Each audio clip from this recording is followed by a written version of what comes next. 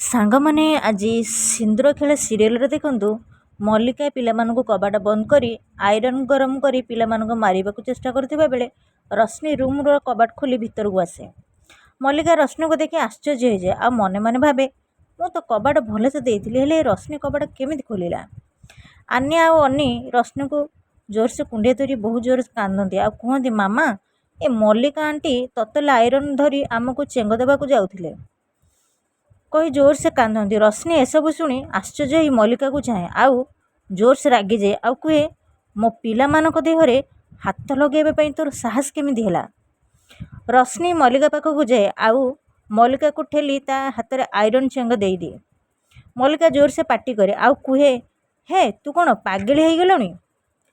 ରଶ୍ମି କୁହେ, ଆଜି ପରଠୁ ଯଦି ମୋ ପିଲାମାନଙ୍କୁ ପୁଣି ଥରେ କ୍ଷତି ପହଞ୍ଚାଇବା ପାଇଁ ଚେଷ୍ଟା କରୁ, ସେତେବେଳେ ତତଲା ଆଇରନ୍କୁ ତ ହାତରେ ନୁହେଁ ସିଧା ତ ମୁହଁରେ ଘଷିଦେବେ, ବୁଝିହେଲା? ଏକଥା ଶୁଣି ମଲ୍ଲିକା ଡରିଯାଏ। ତାପରେ ସେଠୁ ରଶ୍ମି ପିଲାମାନଙ୍କୁ ନେଇ ସାଙ୍ଗମାନେ ଚାଲିଯାଏ। ଆପଣମାନଙ୍କୁ ଯଦି ମୋ ଭିଡ଼ିଓଟି ଭଲ ଲାଗେ ତାହେଲେ ମୋ ଚ୍ୟାନେଲକୁ ଲାଇକ୍ ଆଉ ସବସ୍କ୍ରାଇବ୍ କରିବାକୁ ଜମାରୁ ବି ଭୁଲିବେନି। ଜୟ ଜଗନ୍ନାଥ।